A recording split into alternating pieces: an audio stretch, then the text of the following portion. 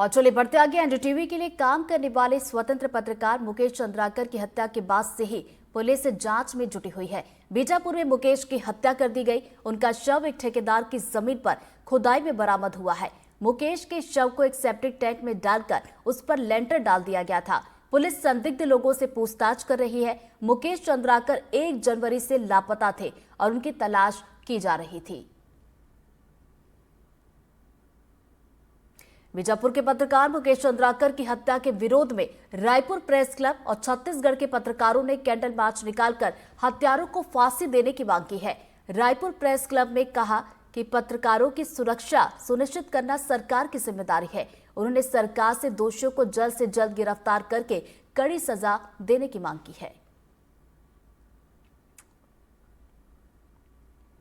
वहीं मुकेश चंद्राकर की हत्या पर छत्तीसगढ़ के मुख्यमंत्री विष्णुदेव साय ने दुख जताया। साथ ही उन्होंने पोस्ट करके लिखा कि मुकेश के हत्यारों को बख्शा नहीं जाएगा। सीएम ने लिखा कि मुकेश जी का जाना पत्रकारिता जगत और समाज के लिए अपूर्णीय क्षति है। ईश्वर से प्रार्थना है कि दिवंगत आत्मा को अपने श्री चरणों में स्थान दे और शोक संतप्त परिवार को ये दुख सहने की शक्ति दे।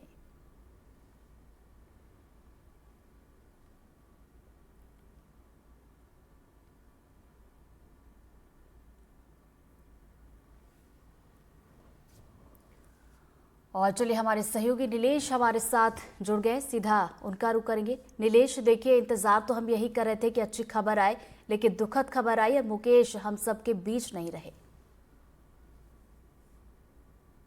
जी बिल्कुल, एक ऐसा साथी हमारा जिसके साथ मैं ये कहते हुए भी भावुक हो रहा हूँ कि जिसके साथ मैंने खुद कई सारी ग्राउंड रिपोर्ट की, सिर्फ एनडीटीवी के लिए नहीं, इससे पहले भी अलग अलग संस्थाओं के लिए ग्राउंड रिपोर्ट की और बस्तर जैसे इलाके में, बस्तर के या घोर नक्सल प्रभावित इलाकों में कई ऐसी खबरें की जहां पर जाना भी आमतौर पर संभव नहीं हो पाता। और सिर्फ मेरे लिए नहीं, बल्कि जितने भी पत्रकार हुआ करते हैं जो बाहर से, जो बस्तर के नहीं है, बाहर से जाते हैं खासकर बीजापुर बस्तर जैसे इलाकों में रिपोर्टिंग के लिए, तो उसमें मुकेश उनका एक सहयोगी के तौर पर रहता था, सारथी के तौर पर रहता था, जो कि बताते थे कि कहाँ पे जाना चाहिए, कौन सी स्टोरी है, कहाँ पे जाना आसान है, कहाँ किस तरह जाया जा सकता है। ये तमाम ऐसी भूमिकाएं रहती थी। और मेरे लिए एक भावुक ये भी करने वाली बात है कि जिस खबर को लेकर चर्चा हो रही है बार बार कि जिसको लेकर ठेकेदार का जो घटिया सड़क निर्माण की बात हो रही है, उस खबर को भी मैं ही गया था करने के लिए और साथ में मुकेश जरूर थे। लेकिन उस घटना को लेकर एक मुकेश का जाना हमारे लिए एक ऐसे साथी का चले जाना है जो कि न सिर्फ एक अच्छी खबरों के लिए ग्राउंड पर मजबूती से जाते थे, बल्कि निर्भीकता से ग्राउंड पर कैसे प्रेजेंटेशन देना है इसकी भी उनकी काफी समझ थी और इसको भी लेकर वो काफी सजग रहते थे। चिंता इस बात की रहती थी कि नक्सल प्रभावित इलाका है तो नक्सलियों का कोई थ्रेड हो सकता है। चिंता इस बात की रहती थी कि नक्सल इलाके में जाने पे जो नक्सल घटनाएं होती है उसका शिकार कभी हो सकते हैं, कभी आईडी की चपेट में आ सकते हैं, कभी एनकाउंटर के में क्रॉस फायरिंग की चपेट में आ सकते हैं, या फिर कभी नक्सली पकड़ लें, इस टाइप की कुछ दिक्कत होगी। लेकिन ऐसे में एक भ्रष्टाचार और घटिया सड़क निर्माण की अगर खुलासा करने पर ठेकेदार द्वारा, जैसा कि अभी प्राथमिक जांच में आ रहा है, क्योंकि बॉडी वहीं से मिली है जो कि ठेकेदार का प्रीमाइसेस है, वहां से बॉडी मिली है और आखिरी कॉल लोकेशन भी वहीं पर थी। और जिसका कॉल आखिरी बार मुकेश के पास आया है, जिससे मुकेश की आखिरी बातचीत हुई है, वो भी उसी ठेकेदार का भाई है। तो इस बात की आशंका जताई जा रही है कि पूरी तरह से ये आशंका है कि ठेकेदार द्वारा ही या उसके लोगों द्वारा ही उसके साथ, मुकेश के साथ इस घटना को अंजाम दिया गया है। लेकिन ये बेहद ही दुखद और हम जैसे ऐसे पत्रकारों के लिए जो कि खबरों के लिए ग्राउंड पर जाना उनकी पसंद होती है, खबरों पर के लिए ग्राउंड से जाकर तस्वीरें दिखाना एक जुनून होता है, वैसे पत्रकारों को एक झटका जरूर लगा है। क्योंकि जब भी ऐसे इलाकों में हम जाते हैं तो एक सुरक्षागत कारण जो है वो एक बड़ा चैलेंज रहता है। लेकिन वहां से कर आने के बाद भी अगर इस तरह की घटना को कोई अंजाम दे रहा हो तो ये जरूर एक बड़ी चुनौती हो जाती है पत्रकारिता के लिए भी, और बस्तर जैसे इलाकों में या कहीं पर भी, क्योंकि ये घटना संवेदनशील नक्सल प्रभावित इलाके जिले की जरूर है, लेकिन अंजाम देने वाले जो प्राथमिक तौर पर जो लोग नजर आ रहे हैं वो कहीं ना कहीं शासन और प्रशासन द्वारा जो पोषित लोग होते हैं, जिनको बड़ा ठेकेदार बना दिया जाता है छोटे लोगों को, और वो खुलकर ऐसी अनियमितता करते रहते हैं और उस पर अनदेखी की जाती है, वैसे लोगों द्वारा अंजाम देने की बात सामने आ रही है। तो ऐसे में एक बड़ी चिंता न सिर्फ बीजापुर बस्तर जैसे इलाकों में बल्कि हर जगह के लिए पत्रकारिता के लिहाज से एक बड़ी चुनौती और चिंता है। हालांकि सरकार ये जरूर कह रही है कि इस घटना की बड़ी निष्पक्ष जांच होगी और जो भी दोषी होगा उस पर कड़ी कार्रवाई की जाएगी। लेकिन एक चीज और मैं बताना चाहूंगा कि इस मामले में शुरू से लेकर जबकि लगभग 2 जनवरी की शाम को 5, साढ़े 5, 6 बजे के आसपास मुकेश चंद्राकर के भाई युकेश चंद्राकर पुलिस थाना बीजापुर पहुंचे थे कोतवाली में, और उन्होंने शिकायत दर्ज कराई थी। तो वो पहले ही इसी इंफॉर्मेशन के साथ गए थे कि उनकी लास्ट लोकेशन जो है वो उसी प्री मैसेज के आसपास जहां से बॉडी मिली है वहां पर दिख रही है, जो गूगल मैप से उन्होंने देखा था। लेकिन पुलिस शुरुआत से ही उस लोकेशन पर रात में जाना बताई, लेकिन कुछ ऐसा देख नहीं पाई। कल जब दोपहर में पत्रकार साथी ही वैसा लिंटर होना देखे थे और उसके बाद पुलिस को सूचना दिए थे, तब पुलिस की एक टीम गई।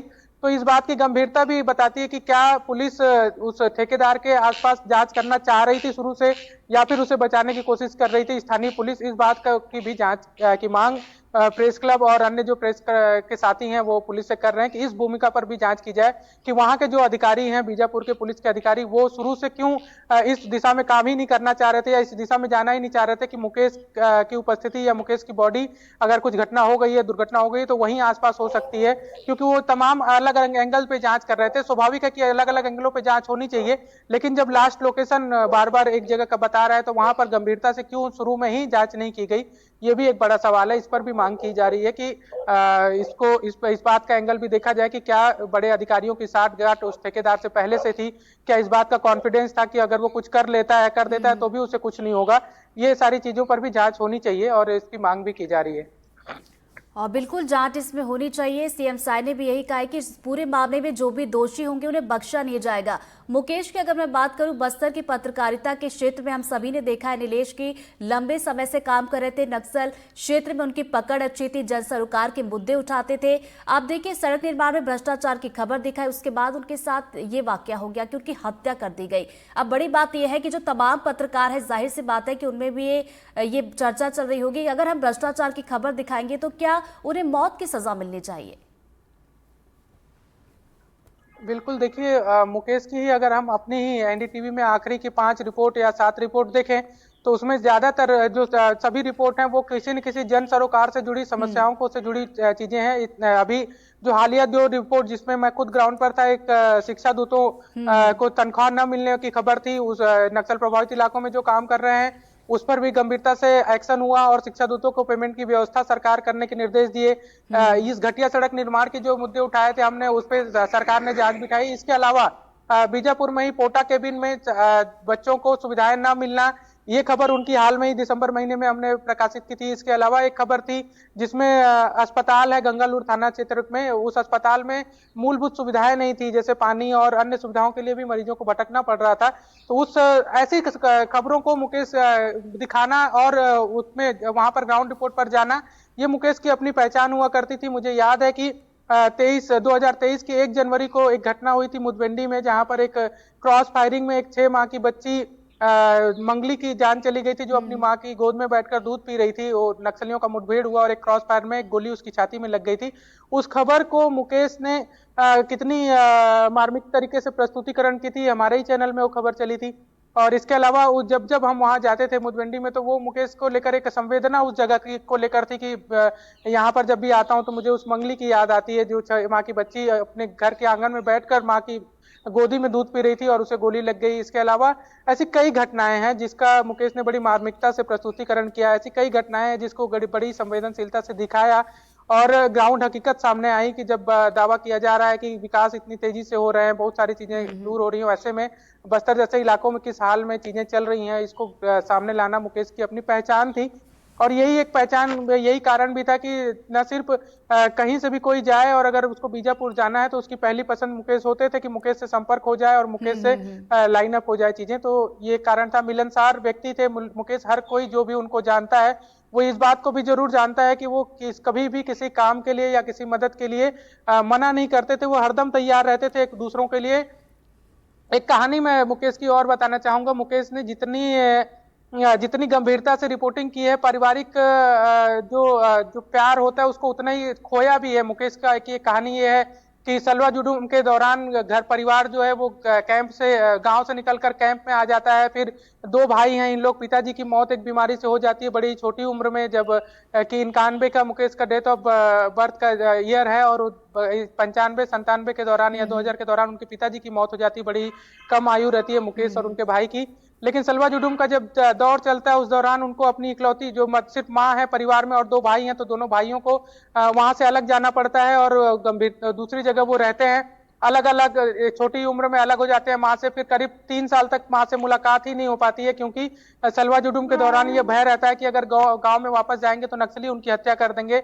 वो माँ से अलग 2-3 साल रहते हैं। मुलाकात 3 साल बाद माँ से होती है। फिर उस दौरान माँ को एक गंभीर बीमारी हो जाती है। गंभीर बीमारी के बाद माँ की भी मौत हो जाती है और फिर दोनों भाई अलग थलग अलग काम शुरू होता है उनका। तो ये बड़ी ही न सिर्फ उनकी ग्राउंड की संवेदनशीलता, बल्कि उनकी अपनी स्टोरी भी, जो उनकी अपनी कहानी है, पारिवारिक कहानी है, या वो देखा जाए वो भी बड़ी ही मार्मिक और संवेदनशील है। और जब उसके बारे में जाना जाता है, उनके बारे में जब सुना जाता है, तो वो दिल को झकझोर देती है कि कोई कैसे इतनी मुश्किलों से आके निकलकर काम करता है, और उसके बाद ऐसे काम करने वाले व्यक्ति को जो है इस तरह की चीजों को तो वो करना पड़। जी अस्मिता। बिल्कुल नीलेश, मैं देख पा रही हूँ कि आप भावुक हो रहे हैं, क्योंकि देखिए जाहिर सी बात है कि आपने उनके साथ काम किया है, लंबा वक्त बिताया है, और जितने भी पत्रकार हैं जिन्होंने उनके साथ काम किया है, सभी की आंखें नम है और हर कोई यही चाहता है कि इस पूरे मामले में जल्द से जल्द कार्रवाई हो, जो भी दोषी हैं उन्हें बख्शा न जाए। बहुत बहुत शुक्रिया नीलेश आपका हमारे साथ जुड़ने के लिए।